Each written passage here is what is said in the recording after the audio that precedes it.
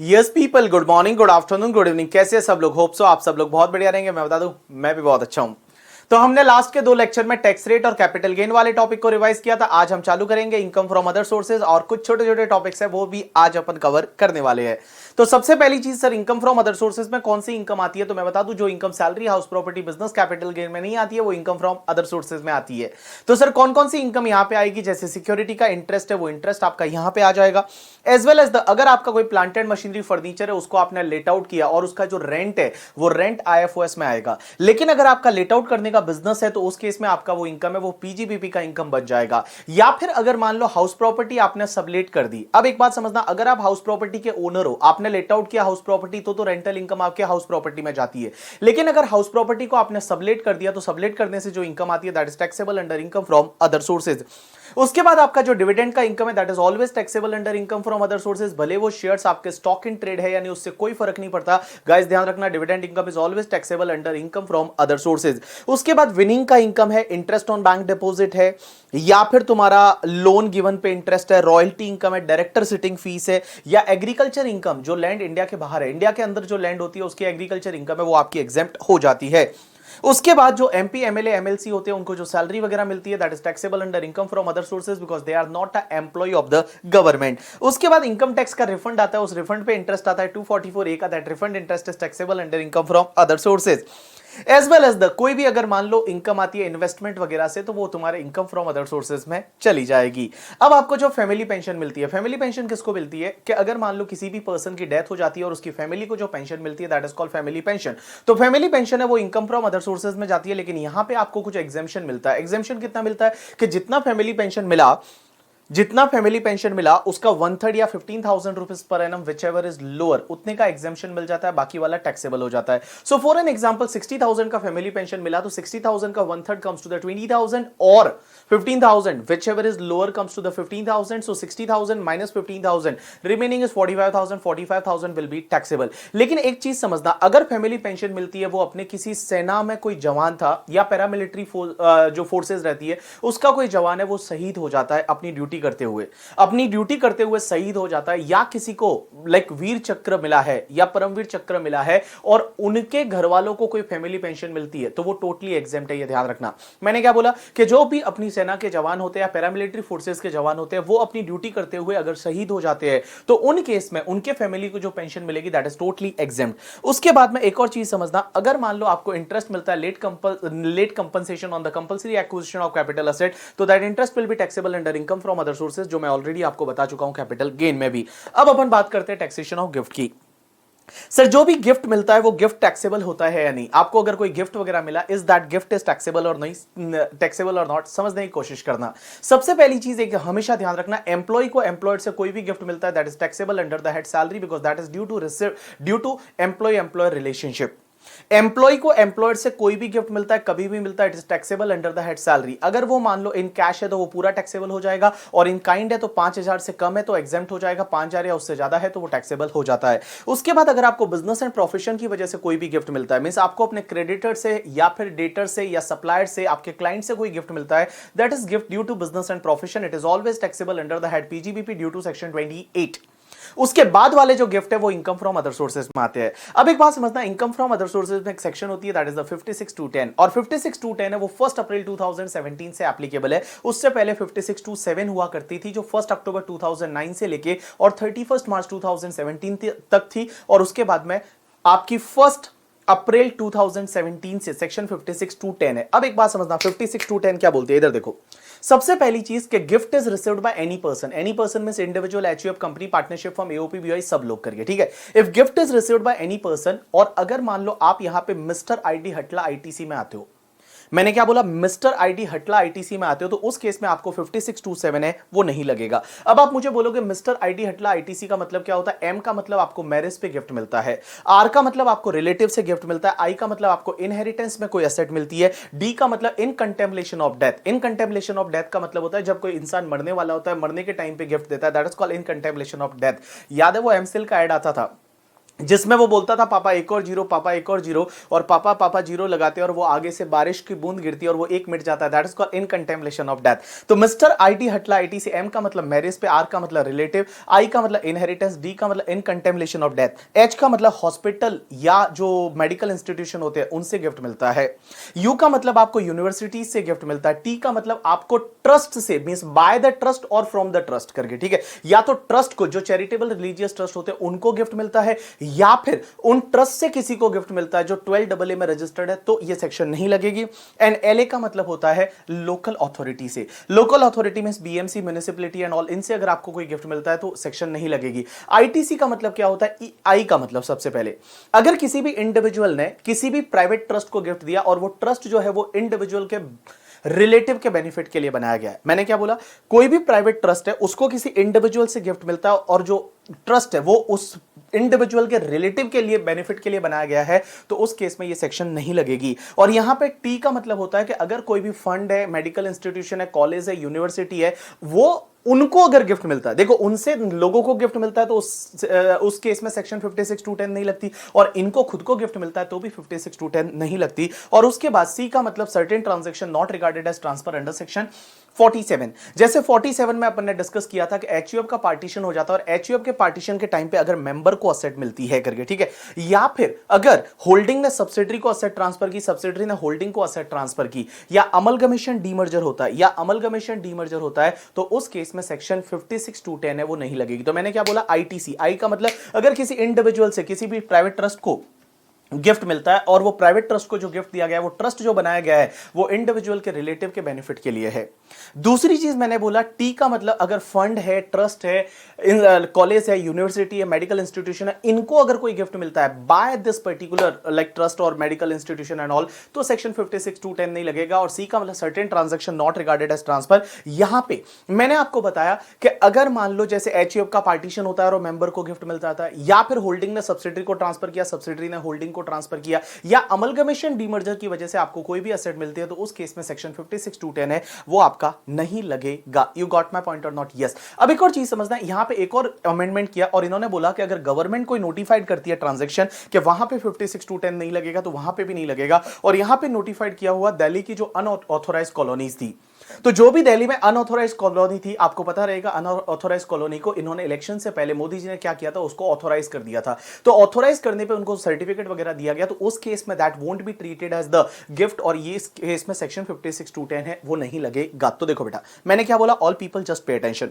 अगर गिफ्ट है वो रिसीव होता है एनी पर्सन को ऑन और आफ्टर 1 अप्रैल 2017, एनी पर्सन मींस कोई भी पर्सन। अगर आप मिस्टर आईडी हटला आईटीसी में आते हो तो सेक्शन 56(2)(10) है वो नहीं लगेगी।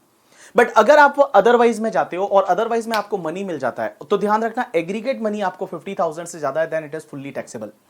Aggregate money is more than 50,000, it is fully taxable. अगर आपको कोई मूवेबल असेट मिलती है, लेकिन एक चीज ध्यान रखना, movable asset covered only 9 asset, that is share, security, jewellery, drawing, painting, sculpture, archaeological collection, any other work of art and Boolean. क्या बोला? Share, security, jewellery, drawing, painting, sculpture, archaeological collection, any other work of art and Boolean. अगर ये वाली asset आपको मिलती है और ये फ्री मिलती है, तो एग्रीगेट फेयर मार्केट वैल्यू 50,000 से ज्यादा, इट इज फुल्ली टैक्सेबल। अगर ये लो कंसिडरेशन से मिलती है, तो aggregate fair market value minus consideration, if difference is more than 50,000, difference is taxable in hands of receiver. यहां पे परचेज है, यहां पे गिफ्ट नहीं है, तो भी यहां पे परचेज है, तो भी सेक्शन 56(2)(10) लगेगा। मींस अगर आप कोई भी मूवेबल प्रॉपर्टी, कौन सी? ये 9 asset only, share, security, jewellery, drawing, painting, sculpture, archaeological collection, any other work of art, आप एक्वायर करते हो और एग्रीगेट एफएमवी माइनस कंसिडरेशन का डिफरेंस 50,000 से ज्यादा है, that difference is taxable under income from other sources. अगर आपको इमूवेबल प्रॉपर्टी गिफ्ट में मिलती है, फ्री में मिलती है, पर property stamp duty value more than 50,000, it is fully taxable. अगर लो कंसिडरेशन से एक्वायर करते हो तो दो कंडीशन ध्यान रखना, यहां पे अमेंडमेंट है। पहली condition, per property SDV minus consideration difference should be more than 50,000, and second condition that SDV should be more than 110% of consideration. That SDV should be more than 110% of consideration. In that case, difference is taxable under income from other sources. So all people just pay attention. अगर कोई भी asset आपको gift में मिलती है या लो consideration से खरीदते हो, अगर आप मिस्टर आईडी हटला आईटीसी में आते हो, सेक्शन 56(2)(10) है वो नहीं लगेगा। अदरवाइज क्या होगा? मनी मिला, aggregate money more than 50,000, it is fully taxable. अगर आपको मूवेबल प्रॉपर्टी मिलती है, मूवेबल प्रॉपर्टी में only 9 asset, share, security, jewellery, drawing, painting, sculpture, archaeological collection, any other work of art and bullion, free मिला aggregate FMV more than 50,000 fully taxable, लो consideration से मिला aggregate FMV minus consideration, difference is more than 50,000, difference is taxable. अगर आपको immovable property मिलती है free of cost पर property SDV more than 50,000 it is fully taxable, low consideration से मिलती है तो पर property SDV minus consideration, difference is more than 50,000 and SDV is more than 110% of consideration, ये दोनों कंडीशन सेटिस्फाइड होनी चाहिए, then difference is taxable under income from other sources. अब एक और चीज समझना सर, यहां पे रिलेटिव से कोई भी अगर आपको कोई भी गिफ्ट मिलता है या रिलेटिव से आप असेट एक्वायर्ड करते हो तो सेक्शन 56(2)(10) नहीं लगेगा। रिलेटिव की डेफिनेशन में कौन आएगा, तो इंडिविजुअल के लिए रिलेटिव सबसे पहला स्पाउस, उसके बाद इंडिविजुअल के ब्रदर सिस्टर और उनके स्पाउस, स्पाउस के ब्रदर सिस्टर एंड उसके स्पाउस, इंडिविजुअल के mother father and mother father के ब्रदर सिस्टर एंड उनके स्पाउस, और इंडिविजुअल के जो लीनियल असेंडेंट रहेंगे एंड देयर स्पाउस मींस दादाजी दादी जी नाना जी नानी जी परदादा परदादी परनाना परनानी, अगर जिंदा है तो नाना वाले भी यहां पे आ जाएंगे करके, ठीक है। उसके बाद इंडिविजुअल के स्पाउस के ब्रदर सिस्टर एंड उसके स्पाउस, इंडिविजुअल के स्पाउस के मदर फादर, इंडिविजुअल के स्पाउस के मदर फादर, अब मदर फादर के ब्रदर सिस्टर उधर कवर नहीं हो रहे, ठीक है। एंड उस स्पाउस के जो लीनियल असेंडेंट है एंड उसके स्पाउस में सास ससुर वगैरह है वो भी आ जाएंगे, और उस इंडिविजुअल स्पाउस के जो lineal descendant and their spouse they will be also covered under the definition of relative. ये इंडिविजुअल के लिए बात हुई। अब क्वेश्चन आता है एचयूएफ के लिए रिलेटिव कौन होगा, तो एचयूएफ के लिए रिलेटिव होगा any member of the HUF, जो भी एचयूएफ का मेंबर है वो एचयूएफ के लिए रिलेटिव है। अब एक चीज समझना, सिर्फ इंडिविजुअल एचयूएफ के रिलेटिव की डेफिनेशन दे रखी है, बाकी company partnership firm AOP BOI local authority उनके लिए कोई भी रिलेटिव का डेफिनेशन नहीं है। अब एक और चीज समझना, आप किसी के रिलेटिव हो तो आगे वाला आपका रिलेटिव हो ऐसा जरूरी नहीं है। जैसे I can take a example, मेरे लिए मेरे चाचा है वो रिलेटिव है, बिकॉज मैं अगर इंडिविजुअल हूं तो मेरे चाचा जो है वो मेरे लिए रिलेटिव है या नहीं। मुझे अगर चाचा से कोई भी गिफ्ट मिलता है मेरे लिए एग्जेम्प्ट है, क्योंकि मेरे मम्मी पापा, जो पापा है पापा के भाई बहन में ये आते हैं चाचा।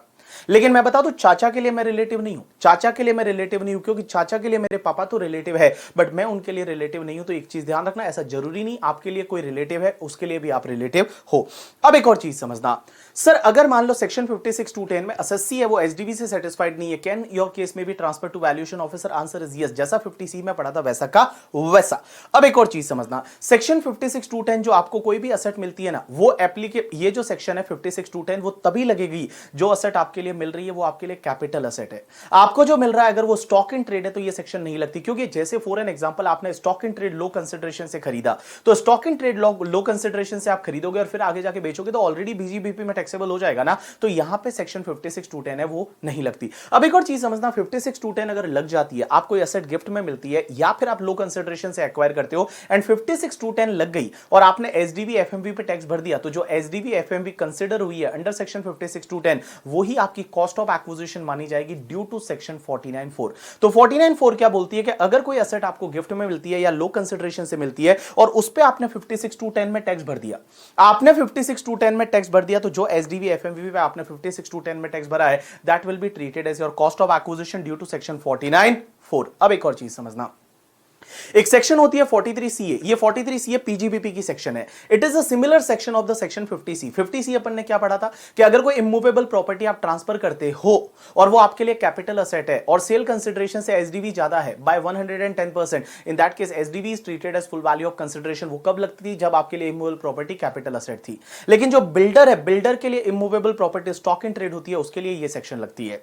अब एक चीज समझना, सेक्शन 43CA ये बोलती है कि अगर कोई भी बिल्डर है जिसके लिए इमूवेबल प्रॉपर्टी क्या है, स्टॉक इन ट्रेड है, वो अगर ट्रांसफर करता है और सेलिंग प्राइस एसडीवी से कम है and SDV is more than 110% of consideration, then SDV है वही तुम्हारा क्या माना जाएगा, फुल वैल्यू ऑफ कंसिडरेशन माना जाएगा। SDV is more than 110% of consideration, then SDV will be treated as full value of consideration. Sir SSC अगर SDV से सेटिस्फाइड नहीं है, क्या वैल्यूएशन ऑफिसर के पास उसका केस जा सकता है, आंसर इज यस, जैसा 50C में पढ़ा था वैसा का वैसा। अब क्वेश्चन ही आता है सर एसडीवी कौन सी डेट का लेना है, तो एसडीवी कौन सी डेट का लेना है, रजिस्ट्रेशन या अग्रीमेंट। तो मैं बता दूं नॉर्मली रजिस्ट्रेशन की डेट का, बट अगर अग्रीमेंट की डेट या उससे पहले पहले कुछ ना कुछ आपको पेमेंट मिल गया हो, कुछ ना कुछ पेमेंट मिल गया हो by account payee cheque, account payee demand draft, any mode of electronic clearing system through bank account और any other electronic mode as may be prescribe, तो उस केस में आप अग्रीमेंट की डेट का एसडीवी ले सकते हो। क्या सर ऐसा ऑप्शन हमको 56(2)(10) में भी एप्लीकेबल है क्या, आंसर इज यस। मैं बता दूं 56(2)(10) में भी एप्लीकेबल है, तो मैं बताऊं आपको 50C, 43CA as well as 56(2)(10) ये तीनों सेक्शन ऐसी है जिसमें आपको एसडीवी कौन सी डेट का लेना है, नॉर्मली रजिस्ट्रेशन। बट एक जगह ऑप्शन है अग्रीमेंट की डेट का लेने का। अगर अग्रीमेंट की डेट या उससे पहले पहले कुछ ना कुछ पेमेंट मिल गया हो या कुछ ना कुछ पेमेंट कर दिया हो for the purpose of section 56(2)(10), कुछ ना कुछ पेमेंट कर दिया हो up to the date of agreement by account payee cheque, account payee demand draft, any mode of electronic clearing system through bank account, तो उस केस में आप अग्रीमेंट की डेट का एसडीवी है वो आप ले सकते हो। अब एक और चीज समझना, सेक्शन 56(2)(7)(b) ये सेक्शन बोलती है कि अगर कोई भी क्लोजली हेल्ड कंपनी है, पहले समझना closely held company, closely held company का मतलब यहां पे अनलिस्टेड कंपनी से होता है या प्राइवेट लिमिटेड कंपनी समझो। अगर कोई भी क्लोजली हेल्ड कंपनी है, अनलिस्टेड कंपनी है, वो क्या करती है, रेजिडेंट शेयर होल्डर को शेयर इशू करती है at premium. Resident share holder को शेयर इशू करती है एट प्रीमियम, तो जो भी तुम्हारा issue price minus fair market value है वो डिफरेंस पे वो कंपनी को टैक्स लग जाएगा। इसी को प्रैक्टिकल लाइफ में एंजल टैक्स बोला जाता है, जो स्टार्टअप्स को लगता है, आपको याद रहेगा तो एंजल टैक्स आपने सुना होगा बहुत बार। तो एंजल टैक्स ये सेक्शन क्या बोलती है कि अगर कोई भी क्लोजली हेल्ड कंपनी है वो क्या करती है, रेजिडेंट शेयर होल्डर को शेयर इशू करती है, तो जो भी तुम्हारा इशू प्राइस है वो issue price minus fair market value, क्या बोला, issue price minus fair market value, उस डिफरेंस पे कंपनी को टैक्स भरना पड़ेगा। कंपनी के लिए वो इनकम फ्रॉम अदर सोर्सेज में टैक्सेबल हो जाएगा। लेकिन एक चीज समझना, ये सेक्शन नहीं लगेगी कुछ कुछ केसेस में। सबसे पहला तो अगर कोई भी वेंचर कैपिटल अंडरटेकिंग है, उसने शेयर इशू किए वेंचर कैपिटल कंपनी को या वेंचर कैपिटल फंड को या स्पेसिफाइड फंड को, तो ये सेक्शन नहीं लगेगी। मैंने क्या बोला, वेंचर कैपिटल अंडरटेकिंग ने शेयर इशू किए वेंचर कैपिटल कंपनी को, वेंचर कैपिटल फंड को या स्पेसिफाइड फंड को, तो ये सेक्शन नहीं लगेगी। स्पेसिफाइड फंड का मतलब होता है category 1 and category 2 of the alternate investment fund, उनको अगर ये शेयर इशू किए तो ये सेक्शन नहीं लगेगी। और दूसरी चीज, अगर कोई भी गवर्नमेंट नोटिफाइड करती है कि क्लास ऑफ पर्सन पे ये सेक्शन नहीं लगेगी तो भी नहीं लगेगी। और गवर्नमेंट का एक नोटिफिकेशन आ चुका है कि बोला वो गवर्नमेंट के नोटिफिकेशन में कि कुछ स्टार्टअप ऐसे हैं जिस पे ये सेक्शन नहीं लगेगी। देयर आर सम स्टार्टअप जिस पे ये सेक्शन नहीं लगेगी। सर किस किस पे नहीं लगेगी, तो यहां पे कुछ कंडीशन है, अगर स्टार्टअप ये कंडीशन सेटिस्फाइड कर लेता है तो सेक्शन 56(2)(7)(b) है वो नहीं लगेगी। पहली कंडीशन यह है कि वो स्टार्टअप रजिस्टर्ड होना चाहिए, रिकॉग्नाइज होना चाहिए by the department of the promotion of industry and internal trade as a startup as per this notification. तो पहली चीज है वो रिकॉग्नाइज होना चाहिए department of the promotion of industry and internal trade के हिसाब से। दूसरी कंडीशन यह है कि वो स्टार्टअप का aggregate share capital plus premium है वो 25 करोड़ से ज्यादा नहीं होना चाहिए। वो स्टार्टअप ने शेयर इशू करने से पहले या इशू करने के बाद उसका जो पेड अप शेयर कैपिटल है वो that paid up share capital plus security premium should not be more than the 25 crore. 25 crore से ज्यादा नहीं होना चाहिए। लेकिन गाइस ये 25 करोड़ की लिमिट देखते टाइम आपको कुछ चीजें नहीं लेनी है। जो शेयर नॉन रेजिडेंट को इशू किए वो कंसीडर नहीं होंगे 25 करोड़ की लिमिट में। दूसरा, जो भी वेंचर कैपिटल कंपनी को या वेंचर कैपिटल फंड को इशू हुए वो नहीं लेना है। या तीसरा, कोई भी स्पेसिफाइड कंपनी को शेयर इशू किए वो भी कंसीडर नहीं करने। तो मैंने क्या बोला, all people just pay attention. Second condition startup के लिए, पहली कंडीशन तो रिकॉग्नाइज होना चाहिए। दूसरी कंडीशन, उस स्टार्टअप का paid up share capital plus security premium है वो 25 करोड़ से ज्यादा नहीं होना चाहिए। बट ये 25 करोड़ की लिमिट देखते टाइम आपको कुछ शेयर कंसीडर नहीं करने। पहले नॉन रेजिडेंट को जो इशू किए वो कंसीडर मत करो, venture capital company venture capital fund को इशू किए वो कंसीडर मत करो, या किसी स्पेसिफाइड कंपनी को इशू किए वो भी कंसीडर मत करो। या स्पेसिफाइड कंपनी का मतलब क्या होता है, ऐसी कोई भी कंपनी जिसके शेयर रिकॉग्नाइज स्टॉक एक्सचेंज में लिस्टेड है, जिसके जो शेयर है वो लिस्टेड होने चाहिए करके, ठीक है, जिसके शेयर है वो लिस्टेड होने, फ्रीक्वेंटली ट्रेडेड होने चाहिए एज पर द सेबी। पहली चीज तो फ्रीक्वेंटली ट्रेडेड होने चाहिए एंड उसके साथ में लास्ट ईयर की बैलेंस शीट के हिसाब से उस कंपनी का जो नेटवर्थ है वो नेटवर्थ 100 करोड़ से ज्यादा होना चाहिए, या लास्ट ईयर का टर्नओवर है वो 250 करोड़ से ज्यादा होना चाहिए। Means net worth should be more than the 100 crore और turnover of last year should be more than 250 crore. इसमें से कोई भी एक कंडीशन सेटिस्फाइड होती है और उसके जो शेयर है वो फ्रीक्वेंटली ट्रेडेड है, तो उस कंपनी को मैं स्पेसिफाइड कंपनी बोलूंगा। स्टार्टअप ने उस कंपनी को जो शेयर इशू किए वो 25 करोड़ की लिमिट में नहीं आएंगे। अब एक और चीज समझना, यहां पे कुछ और कंडीशन है कि वो स्टार्टअप कुछ असेट नहीं खरीद सकता। सबसे पहली चीज, स्टार्टअप है वो कोई भी रेसिडेंशियल बिल्डिंग में इन्वेस्ट नहीं कर सकता।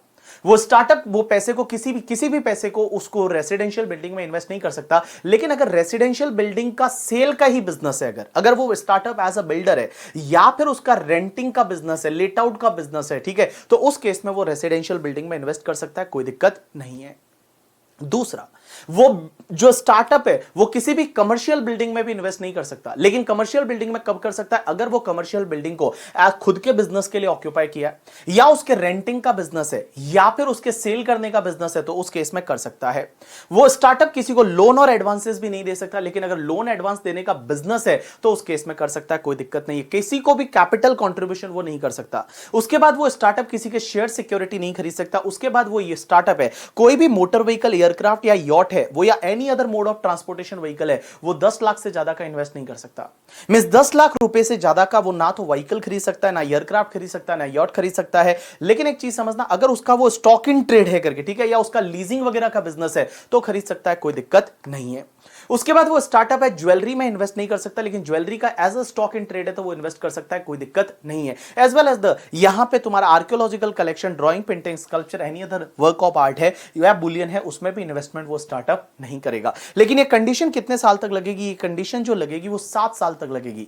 जिस ईयर में शेयर इशू किया उस ईयर के एंड से 7 ईयर्स तक, जिस ईयर में शेयर इशू किया उस ईयर के एंड से 7 ईयर तक जो है वो स्टार्टअप है वो इन असेट्स में इन्वेस्टमेंट नहीं कर सकता है। ठीक है, अब स्टार्टअप कितने साल तक माना जाएगा? तो यहां पे स्टार्टअप जो है वो आपको 10 ईयर्स तक माना जाएगा इनकॉर्पोरेशन की डेट से। तो स्टार्टअप किसको बोलेंगे? तो स्टार्टअप 10 ईयर्स तक माना जाएगा। उसके बाद दूसरी कंडीशन ये होगा उसका टर्नओवर किसी भी ईयर में 100 करोड़ से ज्यादा नहीं होना चाहिए, और उसका जो ऑब्जेक्ट है वो ऑब्जेक्ट क्या होना चाहिए? Innovation, development, improvement of product process है वो उसका होना चाहिए, जो स्टार्टअप की डेफिनेशन में अपन ऑलरेडी देख चुके हैं।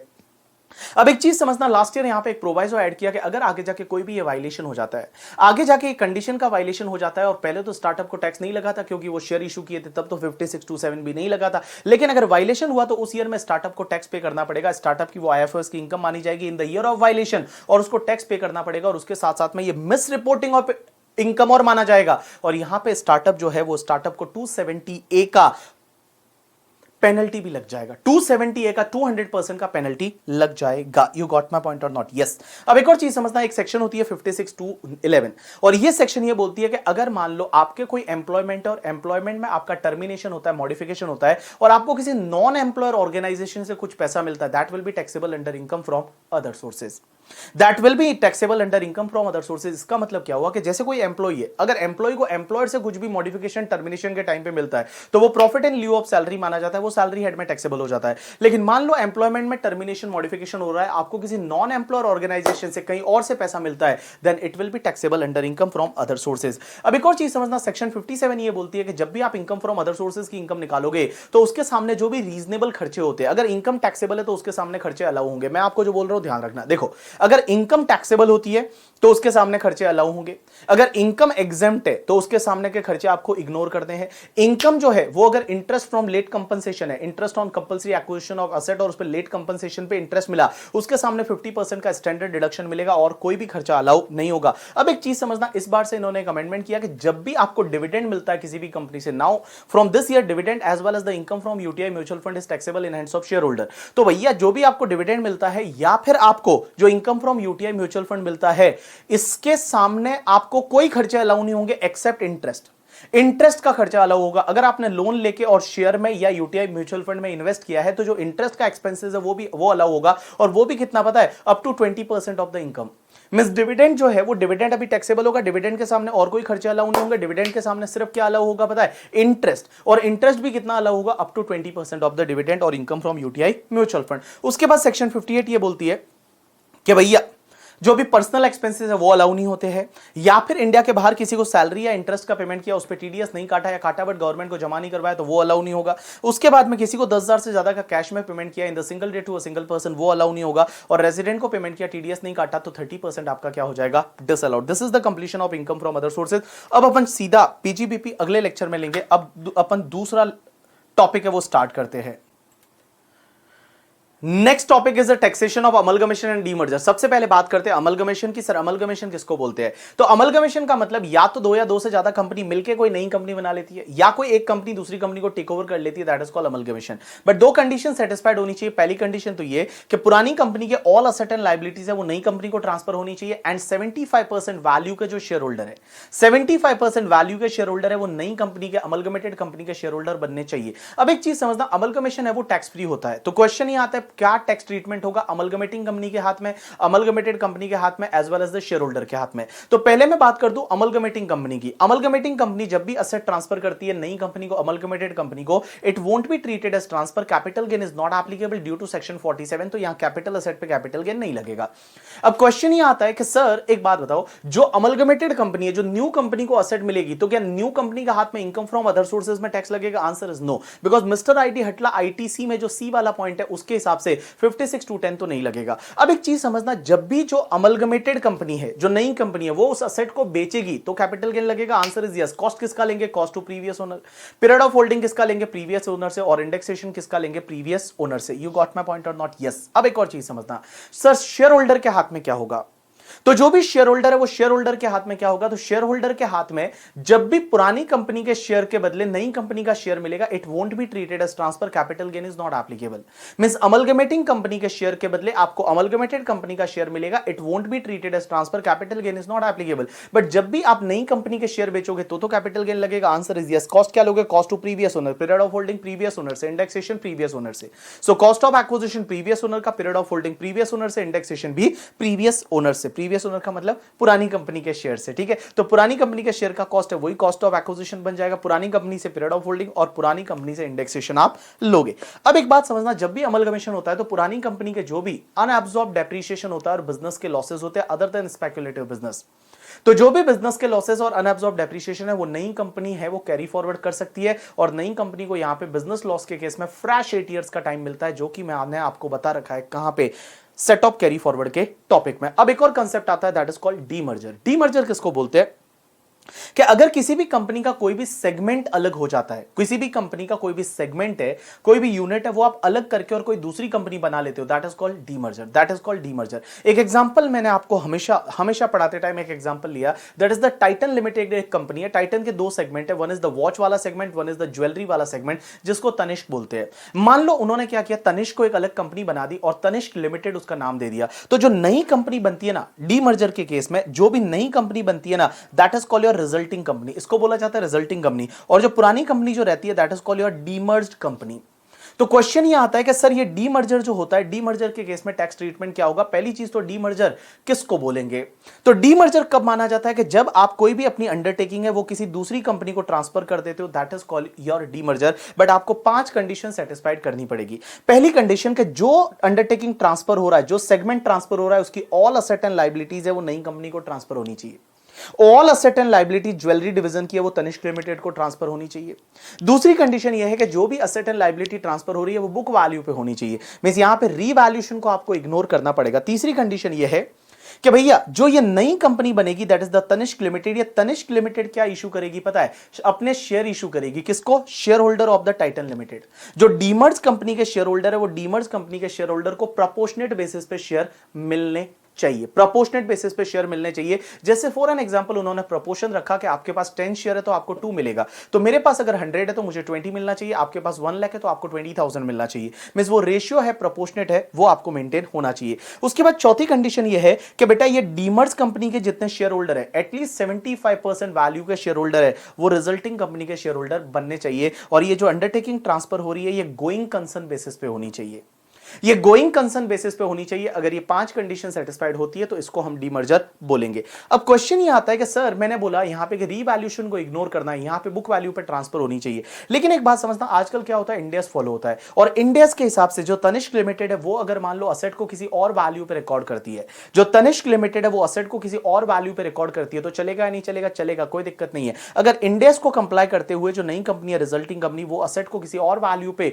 रिकॉर्ड करती है, चलेगा, कोई दिक्कत नहीं, अगर इन कंप्लायंस ऑफ द इंडेस। अब एक और चीज समझना सर, इस केस में शेयर होल्डर के हाथ में क्या टैक्सेबल होगा, टैक्सेबिलिटी आएगी। मैं शेयर होल्डर से पहले मैं आपको बता देता हूं डीमर्ज कंपनी और रिजल्टिंग कंपनी के हाथ में क्या टैक्सेबिलिटी होगी। तो देखो, जो डीमर्ज कंपनी रहेगी टाइटन लिमिटेड, उन्होंने अपनी अंडरटेकिंग ट्रांसफर कर दी, तो जो भी कैपिटल असेट रिजल्टिंग कंपनी को ट्रांसफर की जाती है under demerger, it is not treated as transfer, capital gain is not applicable due to section 47। तो इसके हाथ में कोई कैपिटल गेन नहीं लगेगा, ट्रांसफर नहीं माना जाएगा। अब एक बात बताओ, जो नई कंपनी को जो असेट मिली तो क्या इसको 56(2)(10) आईएफओएस में लगेगा? Answer is no. Mister ID हटला आईटीसी सी सर्टेन ट्रांजैक्शन में अमलगमेशन डीमर्जर कवर है, तो इसको बेटा जो भी असेट मिलेगी किसकी, ज्वेलरी डिवीजन की, it won't be taxable under income from other sources.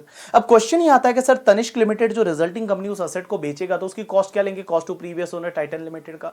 Period of holding कहां से? टाइटन लिमिटेड से। और इंडेक्सेशन भी कहां से? टाइटन लिमिटेड से। अब एक चीज समझना, इसमें जो समझने की बात है आपकी वो ये है, और एग्जाम में क्वेश्चन भी आ सकता है कि शेयर होल्डर के हाथ में क्या होगा।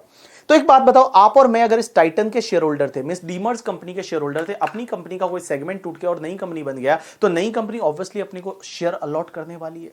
तो पहली चीज तो यह कि नई कंपनी के जैसे ही अपने को शेयर मिलेंगे तो क्या अपने हाथ में आईएफओएस में टैक्स लगेगा 56(2)(10) में? आंसर इज नो, 56(2)(10) नहीं लगेगा। क्या अपने हाथ में कोई कैपिटल गेन लगेगा? आंसर इज नो, कुछ भी नहीं होगा। जब भी आपको शेयर अलॉट होंगे किसके, रिजल्टिंग कंपनी के, उस केस में आपके हाथ में कुछ भी, क्या डिविडेंड माना जाएगा? Answer is no, it won't be treated as dividend also, आपके हाथ में कुछ भी नहीं होगा। लेकिन सर जो रिजल्टिंग कंपनी के अपने को शेयर मिले, रिजल्टिंग कंपनी के, इस एग्जांपल में तनिष्क लिमिटेड के, तो तनिष्क लिमिटेड के जो अपने को शेयर मिले, अगर कल उठ के वो शेयर को बेचेंगे तो कैपिटल गेन लगेगा? Answer is yes. कॉस्ट क्या लेंगे? तो तनिष्क लिमिटेड के शेयर का कॉस्ट कैसे निकालना, उसके लिए एक फॉर्मूला, मेरी तरफ देखो। सबसे पहले आप एक काम करो कि जो डीमर्ज्ड कंपनी थी टाइटन लिमिटेड, उसके शेयर कितने में खरीदे थे उसका टोटल कॉस्ट ले लो। डीमर्ज्ड कंपनी जो थी टाइटन लिमिटेड, उसके शेयर कितने में खरीदे थे उसकी टोटल कॉस्ट ले लो और उसको मल्टीप्लाई करो net asset transfer in demerger. भाई जैसे फॉर एन एग्जांपल इस टाइटन लिमिटेड के जो आपने शेयर खरीदे थे वो फॉर एन एग्जांपल आपने 1 लाख में खरीदे थे। अब आप एक काम करो, मल्टीप्लाई करो net asset transferred by company in the demerger.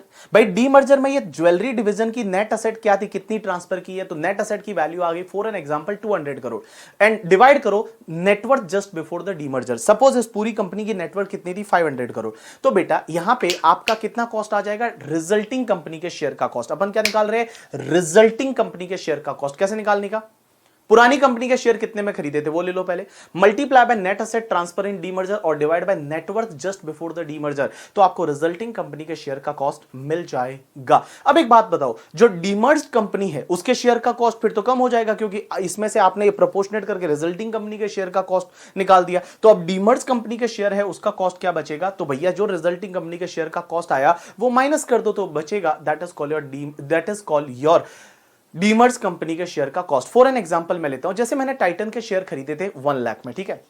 अब हुआ क्या कि टाइटन है वो टाइटन का डीमर्जर हुआ और टाइटन जो जिस डेट को डीमर्जर हुआ उस दिन उसका नेटवर्थ 500 करोड़ था।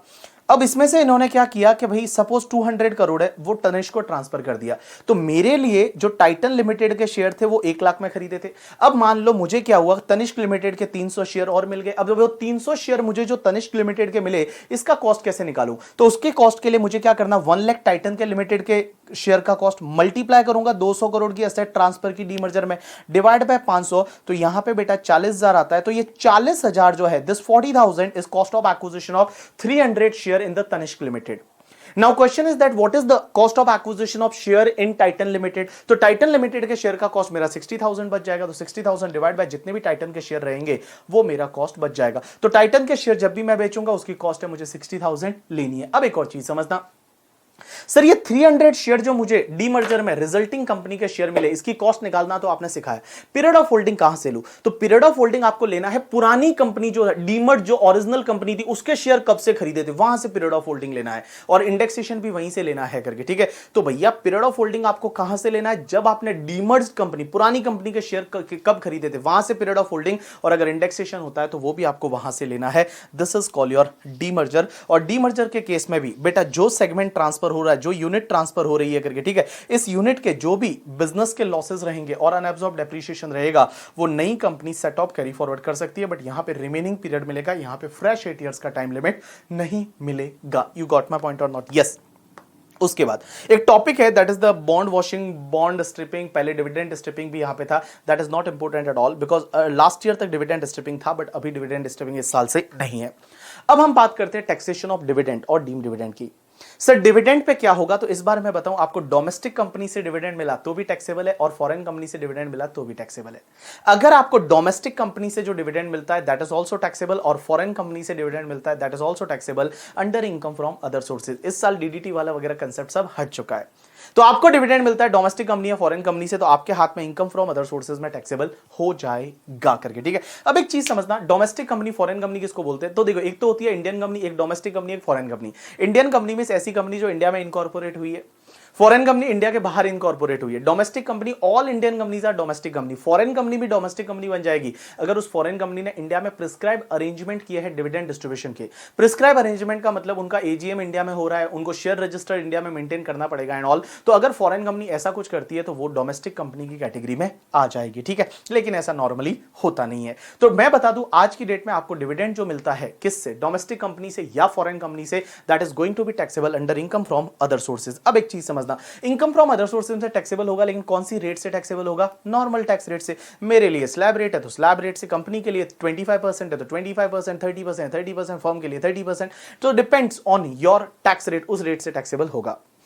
अब एक चीज समझना, इसका एक एक्सेप्शन है 115 बीबीडी। 115 बीबीडी ये बोलता है कि अगर कोई भी इंडियन कंपनी है, कौन है? इंडियन कंपनी, और वो किसी फॉरेन कंपनी में 26% और मोर का इक्विटी शेयर होल्डिंग रखता है, इंडियन कंपनी किसी फॉरेन कंपनी में 26% और मोर का इक्विटी शेयर होल्डिंग रखता है, तो उससे जो भी डिविडेंड मिलेगा, that dividend is not taxable at 25 और 30%, that dividend will be taxable at 15%, that dividend is taxable at concessional rate, that is 15%। तो मैंने क्या बोला, इधर देखो बेटा, जैसे कोई डोमेस्टिक कंपनी है, एग्जांपल के लिए मैं ले लेता हूं टाटा मोटर्स करके, और टाटा मोटर्स ने क्या किया, जेएलआर करके फॉरेन का कंपनी है जो जैगवार कार बनाती है, एंड तो वो जैगवार जो कार बनाती है उसमें उनका 26% और मोर का शेयर होल्डिंग है, तो फॉरेन कंपनी से जो टाटा मोटर्स को डिविडेंड मिलेगा, that is not taxable at 25 और 30%, it will be taxable at 15%, लेकिन ग्रॉस डिविडेंड टैक्सेबल होगा, इसके सामने किसी खर्चे का डिडक्शन नहीं मिलेगा, इसके सामने किसी खर्चे का डिडक्शन नहीं मिलेगा। जैसे फॉर एन एग्जांपल 50 करोड़ का डिविडेंड मिला, 4 करोड़ जो है वो डिविडेंड कलेक्शन चार्जेस था, तो टैक्सेबल कितना होगा? टोटल 50 करोड़ और 46 crore, right answer is total 50 crore, means gross dividend है वो टैक्सेबल यहां पे हो जाएगा। अब एक चीज समझना, डिविडेंड जो है वो तो आपके हाथ में आईएफओएस में टैक्सेबल होगा ही होगा। अब एक कंसेप्ट आता है डीम्ड डिविडेंड। डीम्ड डिविडेंड क्या होता है कि डीम्ड डिविडेंड एक्चुअल में डिविडेंड होता नहीं है, लेकिन उसको डिविडेंड मान लेंगे। तो डीम्ड डिविडेंड की सेक्शन होती है 222A, 222B, C, D and E। सबसे पहला 222A। 222A ये बोलती है कि अगर कोई भी डोमेस्टिक कंपनी है, वो डोमेस्टिक कंपनी क्या करती है कि डिविडेंड के बदले अगर असेट बांट देती है, अगर डिविडेंड है और डिविडेंड के बदले क्या बांट देती है? असेट बांट देती है, तो असेट जितना बांटा ना, that asset will be treated as deemed dividend to the extent accumulated profit of the company whether capitalise और नॉट। जैसे फॉर एन एग्जांपल हमारी एक कंपनी है बीबी वर्चुअल्स प्राइवेट लिमिटेड, और उसका रिजर्व एंड सरप्लस है 10 लाख का, हमने असेट बांट दी 12 लाख की, तो टोटल 12 लाख में से 10 लाख हमारे लिए क्या माना जाएगा? डीम्ड डिविडेंड माना जाएगा, और शेयर होल्डर के हाथ में टैक्सेबल हो जाएगा। तो मैंने क्या बोला कि अगर कोई भी कंपनी है वो शेयर होल्डर को क्या देती है? असेट डिस्ट्रीब्यूट करती है, तो that asset will be treated as deemed dividend to the extent accumulated profit of company whether capitalised or not. Whether capitalised or not का मतलब क्या होता है कि जो रिजर्व एंड सरप्लस आप ऑलरेडी बोनस शेयर में डाल चुके हो, वो भी तुम्हारे रिजर्व एंड सरप्लस में आएगा। मींस फॉर एन एग्जांपल हमारा जो शेयर कैपिटल है वो 50 लाख रुपीस है, बट उसमें से 10 लाख जो है वो बोनस शेयर थे, 40 लाख ओरिजिनल शेयर थे, 10 लाख बोनस शेयर थे। अब 10 लाख हमारा रिजर्व एंड सरप्लस है, तो हमारा रिजर्व एंड सरप्लस है वो 20 लाख माना जाएगा, बिकॉज वेदर कैपिटलाइज और not is 10 lakh. 10 lakh already capitalise कर चुके हैं, तो यहां पे 20 लाख है वो एक्यूमुलेटेड प्रॉफिट लिया जाएगा। तो देखो 222A फॉर असेट कैसे याद रखोगे कि अगर कोई भी डोमेस्टिक कंपनी है वो शेयर होल्डर को असेट बांटता है, तो उस केस में that will be treated as deemed dividend to the extent accumulated profit of the company whether capitalised or not. अब एक और चीज समझना, डीम्ड डिविडेंड मानने के लिए आप एक चीज समझना, सर असेट का बुक वैल्यू लेंगे या फिर मार्केट वैल्यू लेंगे? Right answer is market value. तो 222A के लिए, 222C के लिए, 222D के लिए आप market value of the asset लोगे। असेट की मार्केट वैल्यू क्या है वो आप देखोगे। जैसे बुक वैल्यू है वो 6 लाख है, मार्केट वैल्यू 12 लाख है, और रिजर्व एंड सरप्लस 10 लाख है, डीम्ड डिविडेंड कितना माना जाएगा? 10 lakh. You got my point or not? Yes. उसके बाद सेक्शन 222B बोलती है, 222B ये बोलती है कि अगर कोई भी कंपनी है अपने शेयर होल्डर को डिबेंचर देते हैं, अपने शेयर होल्डर को डिबेंचर देते हैं, डिबेंचर स्टॉक देते हैं या डिपॉजिट सर्टिफिकेट दे देते हैं, then it will be treated as deemed dividend to the extent accumulated profit of the company whether capitalised or not. या फिर प्रेफरेंस शेयर होल्डर को बोनस शेयर देते हैं। एक बात बताऊं, इक्विटी शेयर होल्डर को बोनस शेयर दिया उसमें कोई फायदा नहीं है करके, ठीक है, बट अगर प्रेफरेंस शेयर होल्डर को आपने बोनस शेयर दे दिया तो उस केस में उसको फायदा होगा, it will be treated as deemed dividend. तो बी को आप ऐसे याद रखो, 222B को ऐसे याद रखो कि अगर कोई भी कंपनी है वो प्रेफरेंस शेयर होल्डर को बोनस शेयर देते हैं, किसको? प्रेफरेंस शेयर होल्डर को बोनस शेयर देते हैं, या किसी भी शेयर होल्डर को डिबेंचर स्टॉक डिपॉजिट सर्टिफिकेट देते हैं, it will be treated as deemed dividend to the extent accumulated profit of the company whether capitalised or not. 222C को याद रखोगे, close down of the company. अगर कोई भी company है वो क्लोज डाउन हो जाती है, कंपनी बंद हो जाती है, लिक्विडेशन हो जाता है, और लिक्विडेशन के टाइम पे अगर शेयर होल्डर को कोई भी असेट बांटी जाती है, it will be treated as deemed dividend to the extent accumulated profit of the company whether capitalised or not. But यहां पे एक्यूमुलेटेड प्रॉफिट उस डेट का देखेंगे जिस डेट को कंपनी लिक्विडेशन में गई, तो जिस डेट को कंपनी लिक्विडेशन में गई उस दिन का जो एक्यूमुलेटेड प्रॉफिट रहेगा उतना डीम्ड डिविडेंड माना जाएगा। 222D is related to D means decrease in share capital.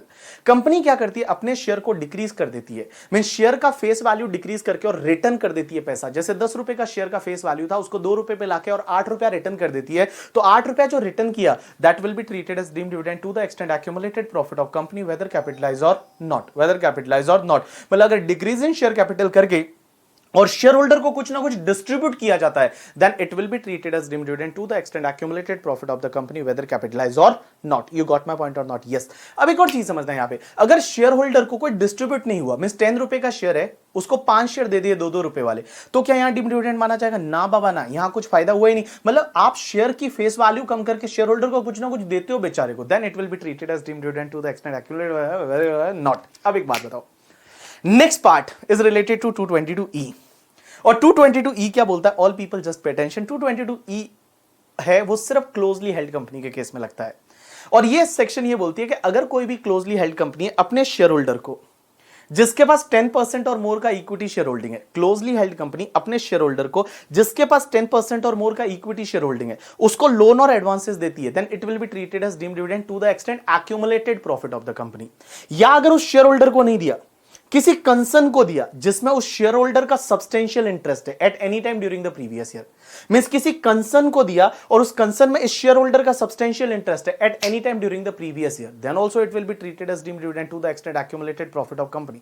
या आप मान लो कंसर्न को नहीं दिया, किसी और पर्सन को दिया वो शेयर होल्डर के बिहाफ पे या बेनिफिट के लिए, then also it will be treated as deemed dividend to the extend accumulated profit of the company whether capitalise और नॉट। इस सेक्शन में नहीं लिखा हुआ, ये सेक्शन में वेदर कैपिटलाइज और नॉट है वो नहीं लिखा हुआ है। तो देखो बेटा, मैंने क्या बोला? All people just pay attention. एक क्लोजली हेल्ड कंपनी है, वो किसी शेयर होल्डर को जिसके पास 10% और मोर का इक्विटी शेयर होल्डिंग है at the time of the loan, at the time of the loan अगर 10% और मोर का इक्विटी शेयर होल्डिंग है, उसको लोन दिया, डीम्ड डिविडेंड। किसी कंसर्न को दिया जिसमें उस शेयर होल्डर का सब्सटेंशियल इंटरेस्ट है at any time during the previous year, deemed dividend. किसी और पर्सन को दिया उस शेयर होल्डर के बिहाफ या बेनिफिट के लिए, it will be treated as deemed dividend, but it will be treated as deemed dividend to the extend accumulated profit of the company. अब एक चीज समझना, 222 ABCD एंड 222E में कुछ फर्क है। क्या फर्क है? पहला फर्क तो ये है कि ABCD is applicable to all company, this section is applicable only to closely held company. और सेकंड फर्क यह है कि ABCD में क्या लिखा हुआ था? एक्यूमुलेटेड प्रॉफिट वेदर कैपिटलाइज और नॉट, और यहां पे लिखा हुआ है सिर्फ accumulated profit. You got my point or not? Yes. अब एक और चीज समझना, शेयर होल्डर ने अगर मान लो लोन को रीपे कर दिया या वो मार्केट रेट ऑफ इंटरेस्ट से इंटरेस्ट दे रहा है, तो भी क्या डीम्ड डिविडेंड माना जाएगा? Answer is yes. इवन वो शेयर होल्डर ने उसको रीपे कर दिया दूसरे दिन ही या मार्केट रेट से इंटरेस्ट दे रहा है, तो भी ये डीम्ड डिविडेंड माना जाएगा। लेकिन इसका एक एक्सेप्शन ये है कि अगर वो कोई कंपनी है, वो मनी लेंडिंग बिजनेस में, कंपनी जो है वो मनी लेंडिंग बिजनेस में है और substantial part of the business है वो मनी लेंडिंग है, तो उस केस में डीम्ड डिविडेंड नहीं माना जाएगा। अगर वो loan ordinary course of business में दिया है, तो ऑर्डिनरी कोर्स ऑफ बिजनेस में दिया। अब एक और चीज समझना, यहां पे मैंने आपको बोला लोन दो या एडवांस दो तो डीम्ड डिविडेंड माना जाएगा, लेकिन एक चीज समझना, अगर कोई भी एडवांस दिया है, वो एडवांस अगर ट्रेड नेचर का है, कमर्शियल नेचर का एडवांस है, तो उस केस में ये सेक्शन नहीं लगेगी। जैसे फॉर एन एग्जांपल, कोविड की वजह से क्या हुआ कि मेरे को घर पे स्टूडियो सेटअप करना पड़ा, तो मेरी कंपनी से मैंने 10 लाख रुपीस एडवांस लिया स्टूडियो सेटअप करने के लिए, it is like a trade advance. तो यहां पे 56(2)(10 है, सॉरी 56(2)(10 नहीं, 222E है, वो आपका यहां पे नहीं लगेगा। You got my point or not? Yes. अब एक और चीज समझना, 5 चीजें ऐसी है जो डिविडेंड डीम्ड डिविडेंड नहीं माना जाएगा। पहला तो मैं ऑलरेडी बता चुका हूं कि अगर किसी कंपनी ने लोन दिया और वो ऑर्डिनरी कोर्स ऑफ बिजनेस में लोन दिया और वो कंपनी का substantial part of the business money lending है, तो वो डीम्ड डिविडेंड नहीं माना जाएगा। अब एक और चीज समझना, अगर कंपनी ने पहले लोन दिया था और वो डीम्ड डिविडेंड माना जा चुका है 222E में, और अब कंपनी एक्चुअल में डिविडेंड देती है, अब कंपनी एक्चुअल में डिविडेंड देती है, और जो एक्चुअल डिविडेंड दे रही है ना, वो एक्चुअल डिविडेंड को जो पहले लोन दिया था उससे सेट ऑफ मार रही है।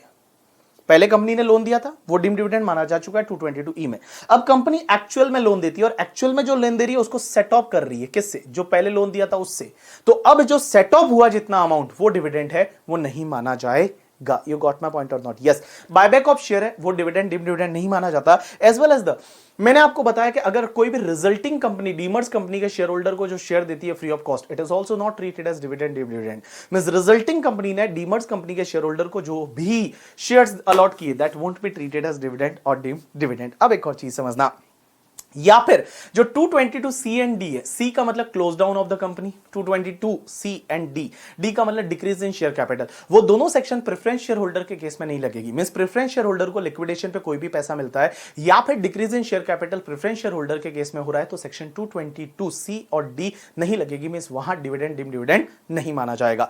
अब एक चीज समझना, सेक्शन 80MI, ATM ये बोलती है कि अगर मान लो कोई भी डोमेस्टिक कंपनी है, ये डिडक्शन की सेक्शन है अंडर चैप्टर 6 से। एटीसी एटीडी वगैरह पढ़ते हो ना, उसमें एटीएम करके सेक्शन है, बट मैं इसको यहां पे पढ़ाता हूं हमेशा हमेशा। क्या इसी साल से पहला साल है। तो देखो बेटा, एक एटीएम करके सेक्शन ये बोलती है कि अगर एटीएम नहीं एटीएम, ठीक है, एटीएम क्या बोल रहे हैं, एटीएम, हाँ, एटीएम करके जो सेक्शन है वो ये बोलती है कि अगर कोई भी डोमेस्टिक कंपनी है और वो डोमेस्टिक कंपनी को किसी दूसरी डोमेस्टिक कंपनी से डिविडेंड मिलता है, या किसी फॉरेन कंपनी से डिविडेंड मिलता है, या किसी बिजनेस ट्रस्ट से डिविडेंड मिलता है, तो किससे? 3 लोगों से। क्या बोला मैंने? अगर कोई डोमेस्टिक कंपनी है, उसको किसी दूसरी डोमेस्टिक कंपनी से डिविडेंड मिलता है, किसी फॉरेन कंपनी से डिविडेंड मिलता है, या किसी बिजनेस ट्रस्ट से डिविडेंड मिलता है, और वो डिविडेंड उसकी ग्रॉस टोटल इनकम में है, तो उस केस में उसको डिडक्शन मिलेगा अगर उसने आगे डिविडेंड इस साल दिया तो।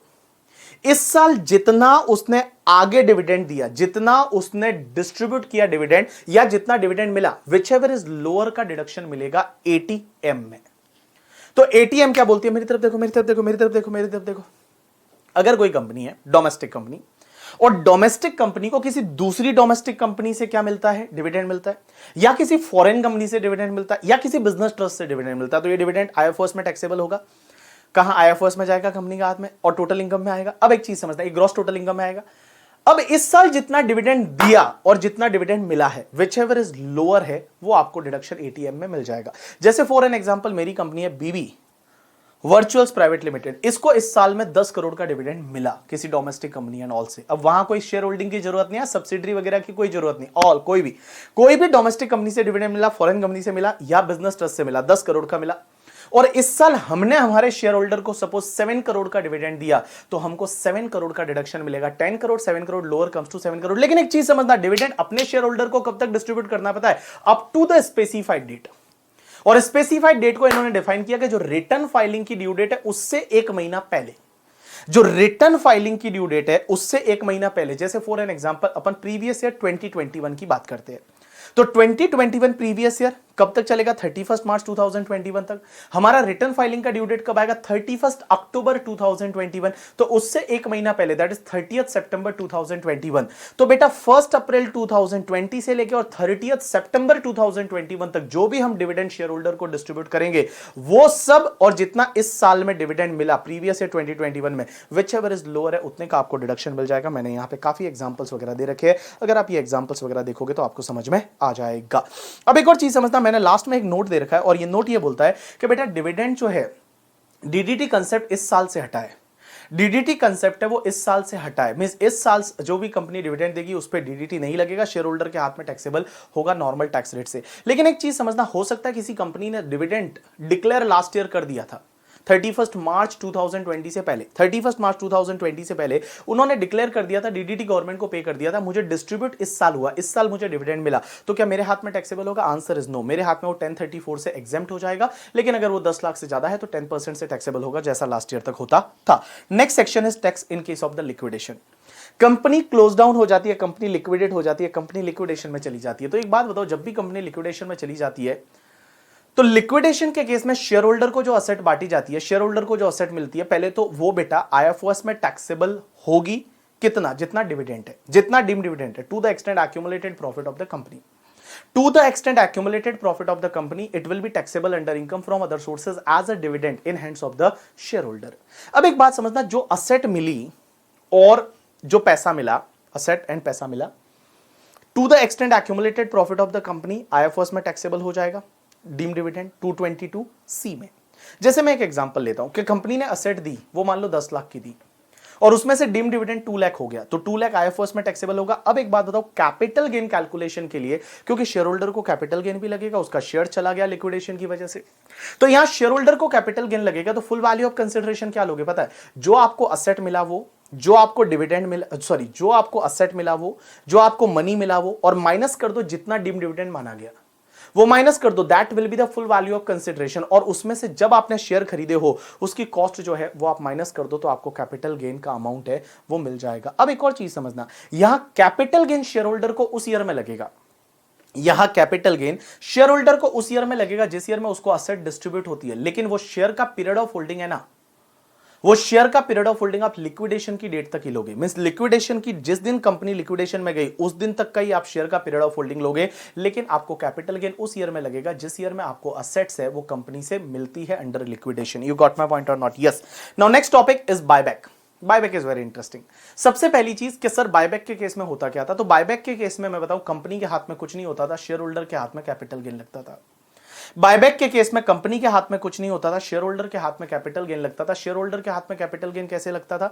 Full value of consideration buyback price minus जो भी शेयर का कॉस्ट था, तो कैपिटल गेन शेयर होल्डर के हाथ में लगता था। लेकिन एक सेक्शन आई 115 QA, और 115 QA ये बोलती है कि अगर कोई भी डोमेस्टिक कंपनी बायबैक करती है, मेरे वर्ड्स को ध्यान देना, डोमेस्टिक कंपनी शेयर्स का बायबैक करती है, अगर कोई डोमेस्टिक कंपनी शेयर का बायबैक करती है, भले वो लिस्टेड है या अनलिस्टेड है, अब वो डोमेस्टिक कंपनी को जो buyback price minus issue price है उस डिफरेंस पे डोमेस्टिक कंपनी को IFO डोमेस्टिक कंपनी जो है उसको टैक्स भरना पड़ेगा। That is the income distribution tax. जैसे DDT था वैसा का वैसा बायबैक पे ये टैक्स है 115 QA में। मैंने क्या बोला, वापस बोल रहा हूं कि अगर कोई डोमेस्टिक कंपनी है और वो domestic company listed as well as unlisted share का बायबैक करती है, तो buyback price minus issue price, जो डिफरेंस है उस डिफरेंस पे डोमेस्टिक कंपनी टैक्स भरेगी 20% की रेट से, प्लस 12% सरचार्ज ऑलवेज लेना है, and plus 4% health and education cess आपको ऑलवेज लेना है। मैंने क्या बोला कि सबसे पहले आपको क्या करना है,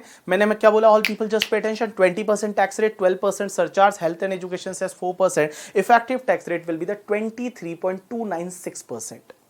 तो ध्यान रखो मैंने क्या बोला, अगर कोई डोमेस्टिक कंपनी अपने शेयर का बायबैक करती है, भले लिस्टेड है अनलिस्टेड है, buyback price minus issue price, issue price मतलब जब इशू किया था तो कितना पैसा मिला था, buyback price minus issue price, वो डिफरेंस जो आएगा उस डिफरेंस पे 23.296% की रेट से डोमेस्टिक कंपनी गवर्नमेंट को टैक्स भरेगी।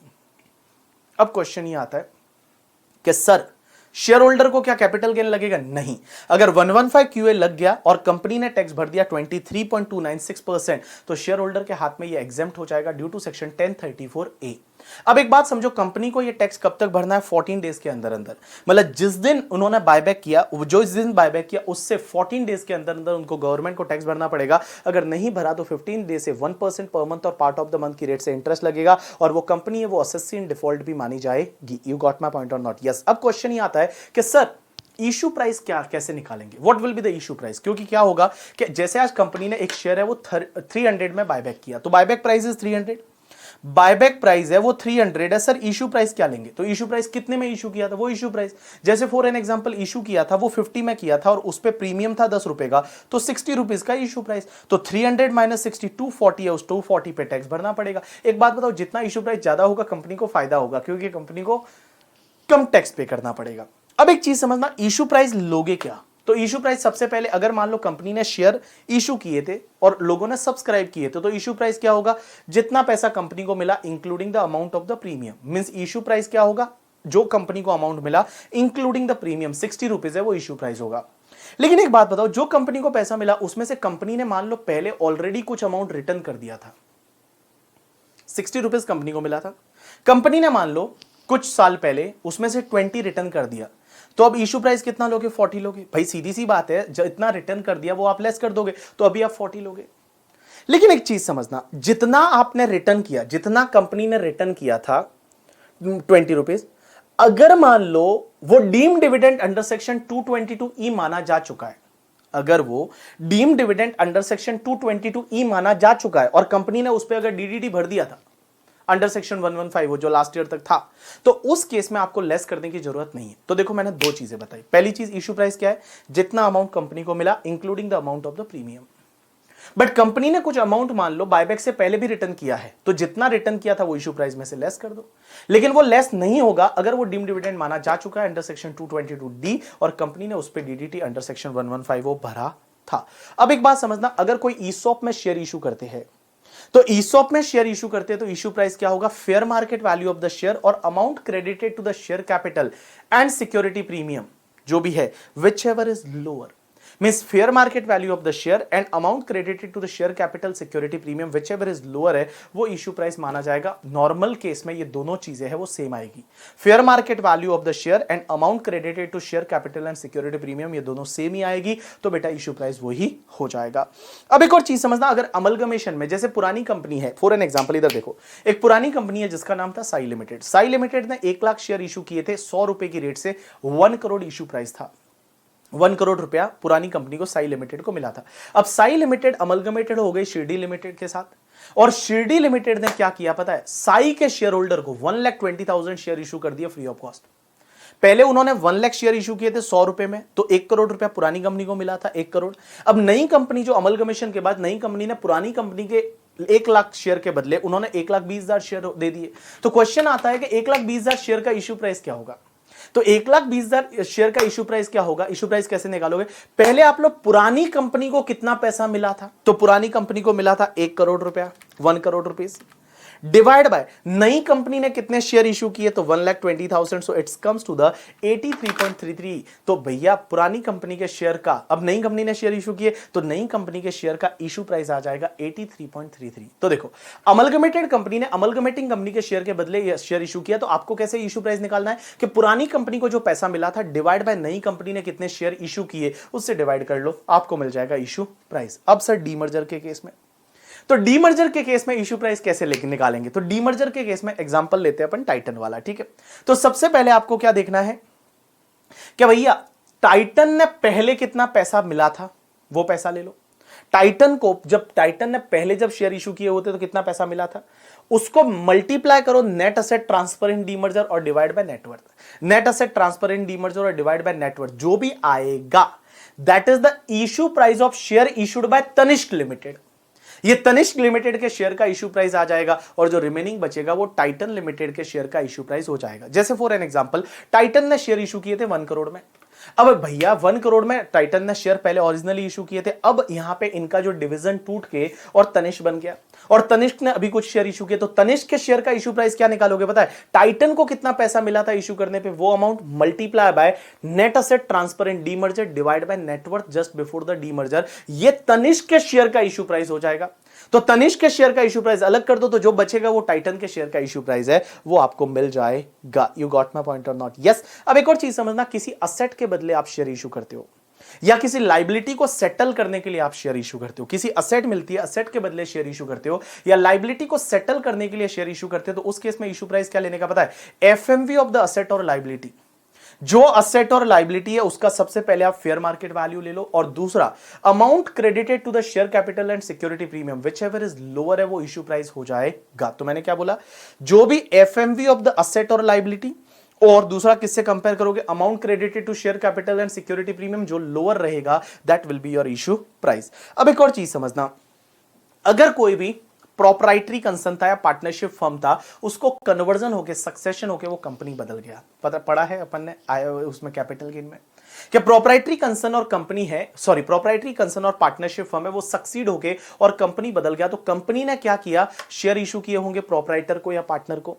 तो जो कंपनी ने शेयर इशू किए प्रोप्राइटर या पार्टनर को, तो सर उसका इशू प्राइस क्या लेंगे, तो उसका इशू प्राइस कैसे लेना है कि जिस दिन सक्सेशन हुआ उस दिन उस प्रोप्राइटरी या पार्टनरशिप फर्म की पहले ले लो asset minus liability divide by number of share, asset minus liability divide by number of share. लेकिन एक चीज समझना, असेट में आपको क्या लेना है, जिस दिन सक्सेशन हुआ उस दिन का बुक वैल्यू ऑफ असेट लेना है बैलेंस शीट में, लेकिन आपको टीडीएस टीसीएस एडवांस टैक्स है वो आपको नहीं लेना है करके, ठीक है। As well as the unamortized amount of deferred expenditure है वो भी आपको नहीं लेना है, और लाइबिलिटीज आपको लेनी है आउटसाइडर लाइबिलिटी, मींस आपको कैपिटल नहीं लेना है, रिजर्व एंड सरप्लस नहीं लेना है, प्रोविजन फॉर टैक्सेशन नहीं लेना है, या uncertain liability and contingent liability है वो आपको नहीं लेनी है। अब बोनस शेयर का इशू प्राइस क्या लोगे, निल लोगे। बोनस शेयर आपने फ्री में इशू किया तो बोनस शेयर का इशू प्राइस निल लोगे। अब एक चीज समझना, पहले आपने डिबेंचर इशू किए थे, डिबेंचर है, बॉन्ड्स है, डिपॉजिट सर्टिफिकेट है, वो इशू किए थे, और अब कन्वर्ट करके उसके बदले शेयर आपने दे दिए, कन्वर्जन करके शेयर दे दिए, तो अब ये शेयर का इशू प्राइस क्या होगा, तो शेयर का इशू प्राइस कैसे निकालोगे, पहले आपने जब डिबेंचर, बॉन्ड्स, डिपॉजिट सर्टिफिकेट जो पहले इशू किया था उसके लिए कितना पैसा मिला था,